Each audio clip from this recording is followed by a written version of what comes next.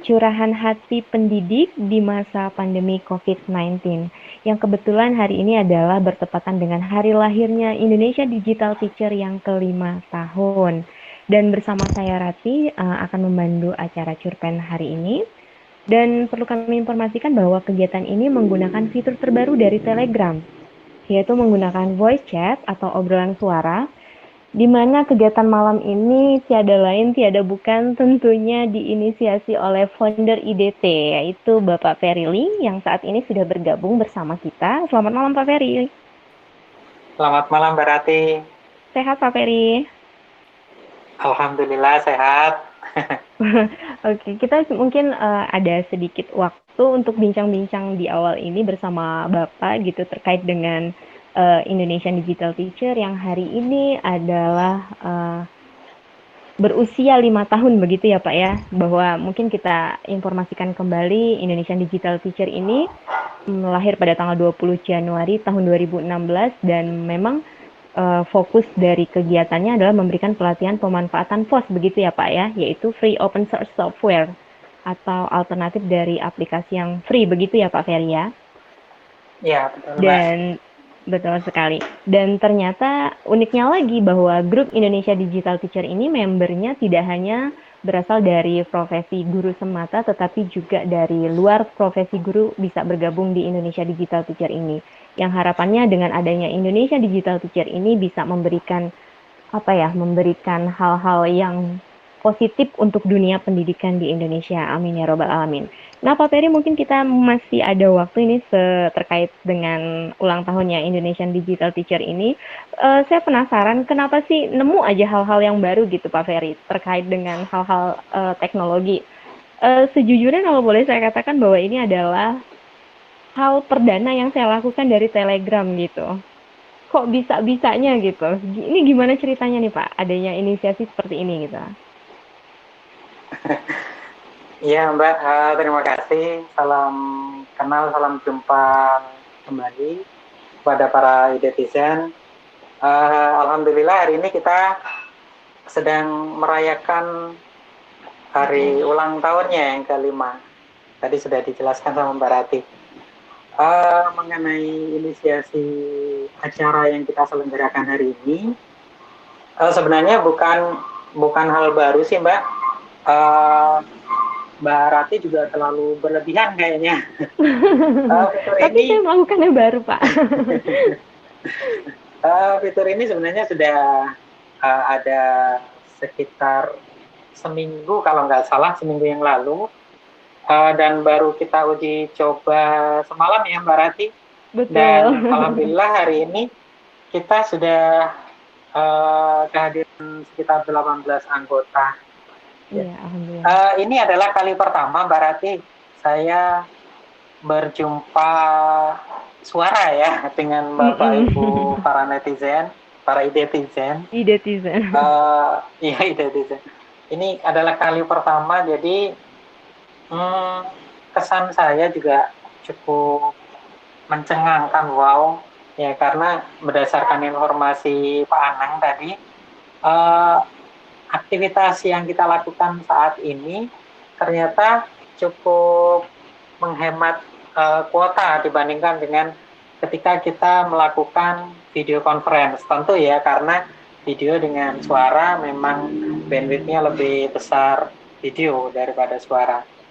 Ya, inisiasi sih dari fitur-fitur Telegram yang saya ikuti di channel resminya.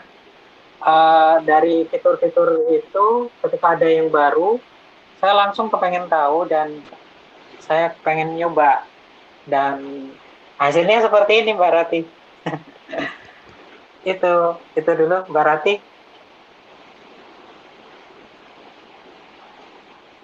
Dan sepertinya dari hal udah 2 hari kita lakukan ini menginspirasi saya untuk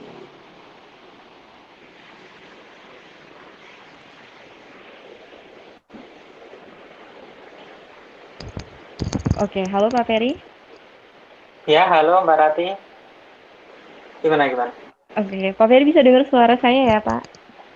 Bisa. Barusan sempat terputus. Oke. Oh, terputus ya Pak.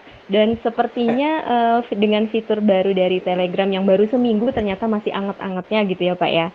Ini bisa juga kita gunakan untuk proses pembelajaran di masa pandemi gitu ya Pak ya. Benar banget.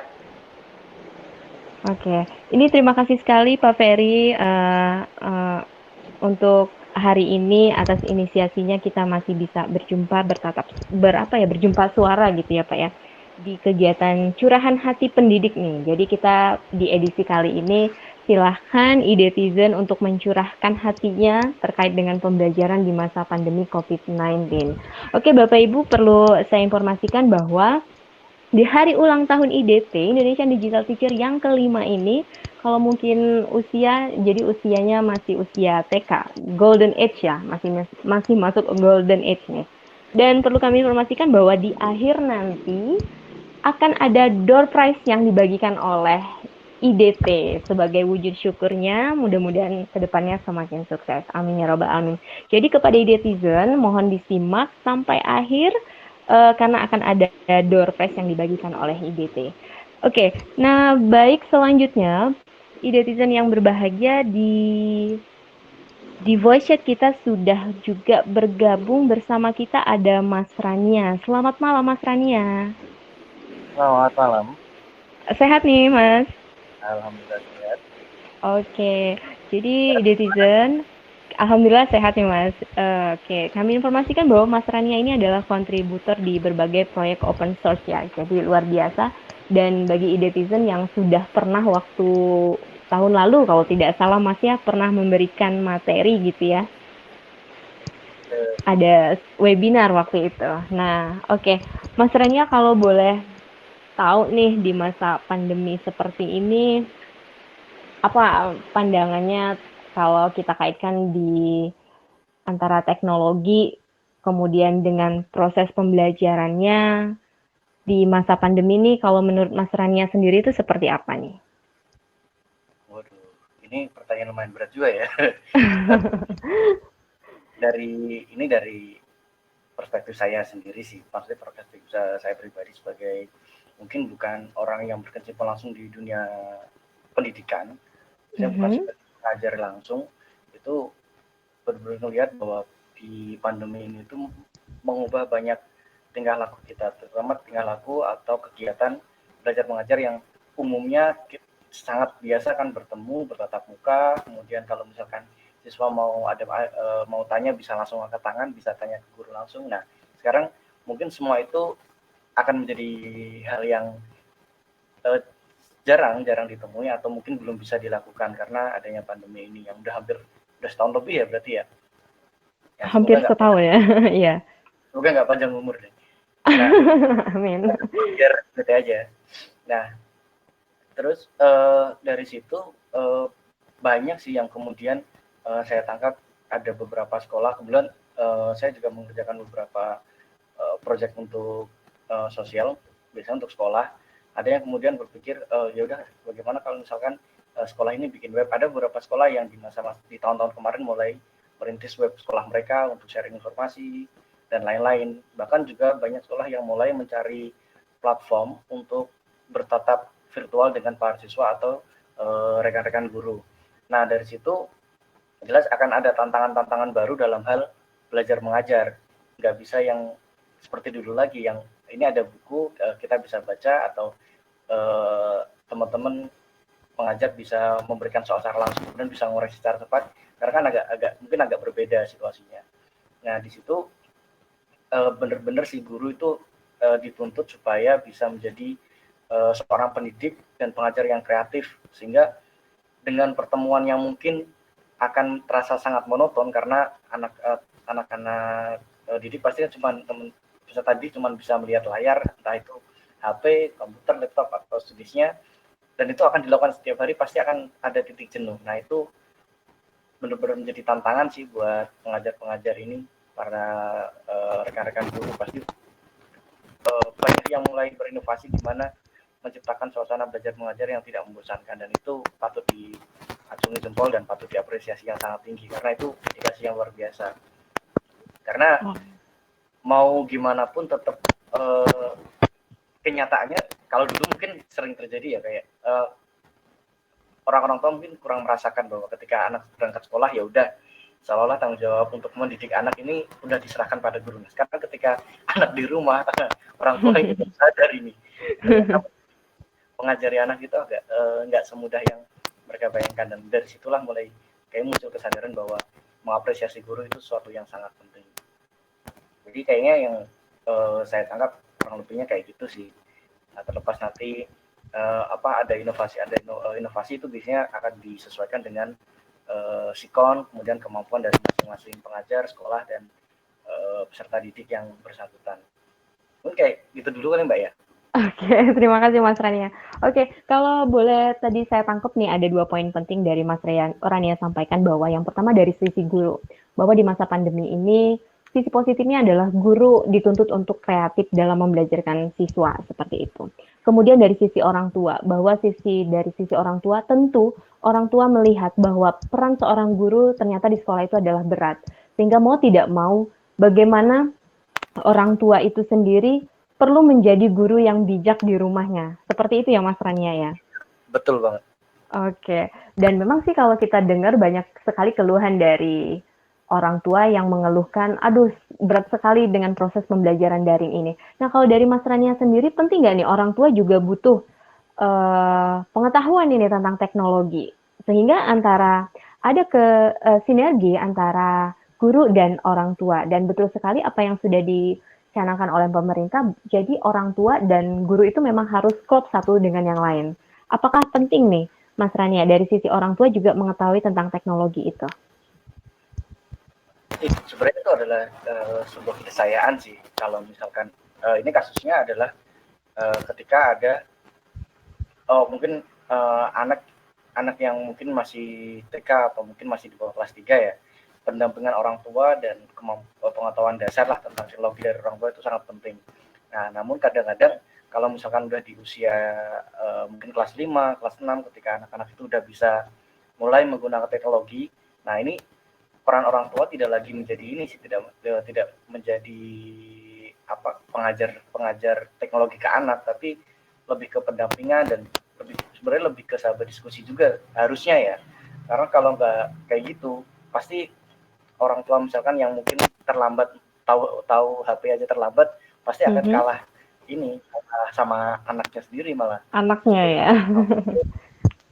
Kadang kan orang tua pasti juga bingung juga mau ngasih tahu anaknya, tapi anaknya lebih pintar soal main HP kan juga serba salah nanti orang tuanya.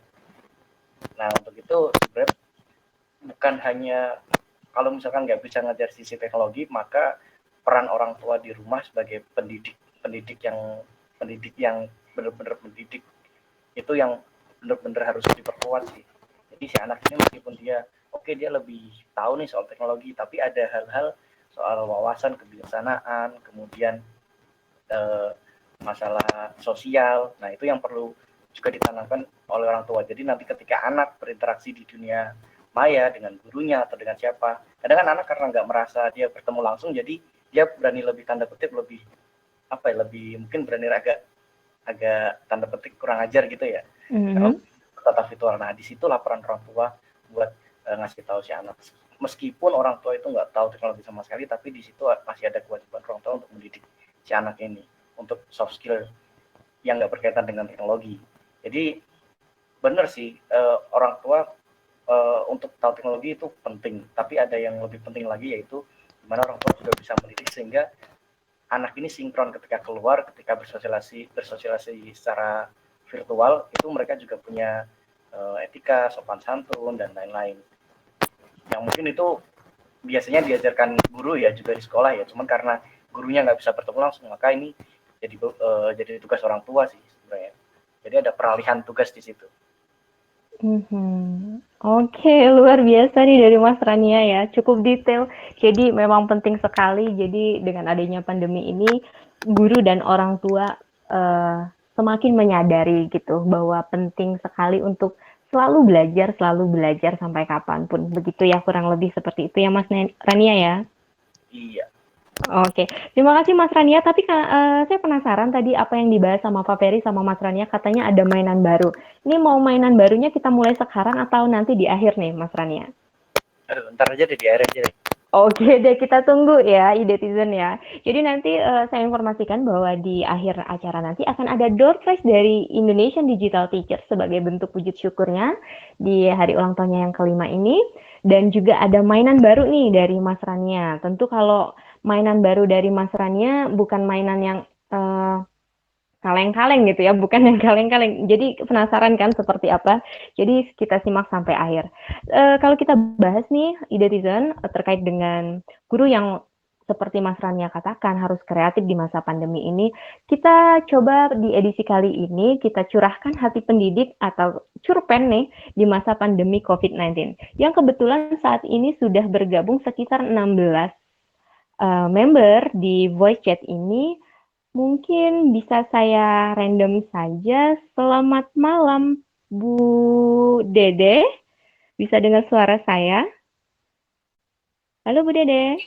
Iya, selamat malam. Sehat, Ibu? Alhamdulillah, baik. Oke, Bu Dede kalau boleh tahu nih ngajar di mana nih, Bu?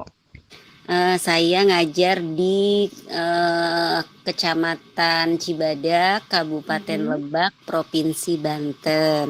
Oke, di Banten. Tepatnya Jadi di SMP Negeri 5 Cibadak.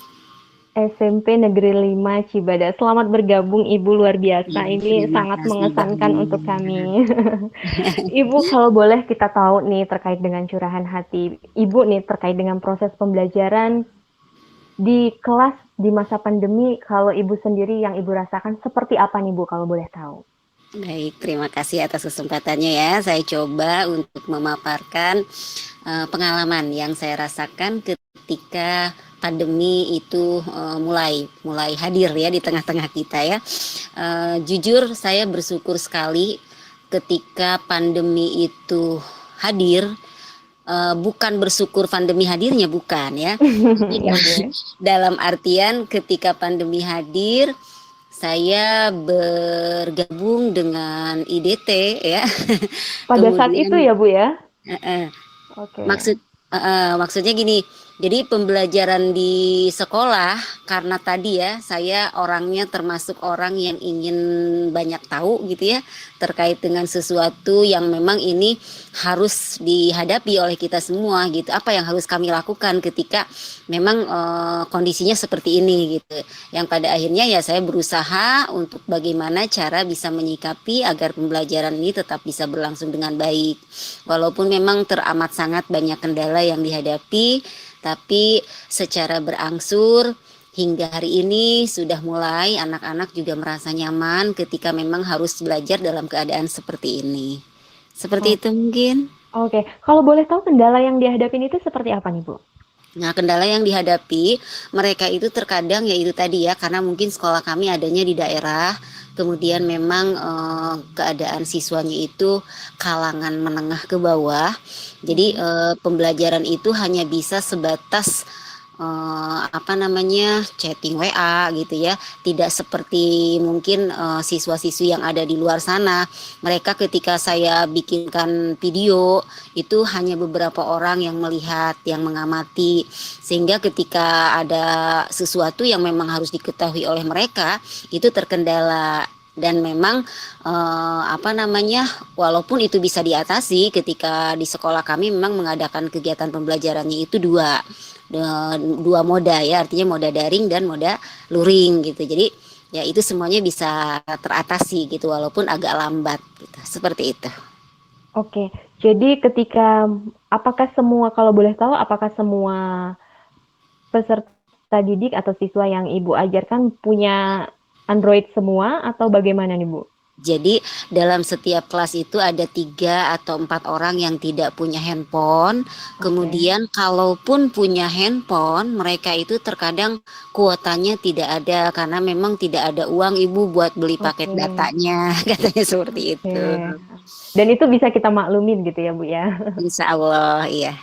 Sehingga untuk menyikapi hal seperti itu, apa nih yang Ibu lakukan agar Nah, proses pembelajaran tetap tersampaikan dengan baik gitu? iya, jadi kami di sekolah mensiasati 1 hari dalam 1 pekan itu kami berjumpa di sekolah, hanya memberikan tugas dan mengarahkan tugas yang harus dikerjakan oleh mereka, dan kami memberikan 1 lembar atau 2 lembar LKPD yang harus mereka kerjakan seperti itu.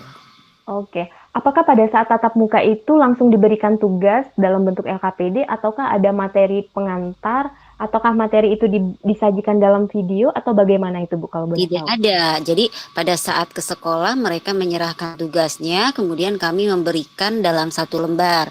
Nah, mereka yang rumahnya berdekatan dengan teman-teman yang memang punya handphone, jadi ketika chatting WA mereka bisa hanya untuk melihat gambar. Tapi kalau untuk melihat video, untuk upload atau apapun itu rada-rada sulit gitu. Tapi kalau hanya untuk membaca dan membuka gambar mereka bisa, sehingga ketika mereka yang tidak punya handphone, mereka datang ke rumah temannya yang punya handphone, kemudian melihat apa yang di-share oleh para guru, kemudian mereka menulis gitu di rumah. Nanti dalam 1 minggu ke depan mereka kembali ke sekolah, ya tugasnya dikumpulkan seperti itu.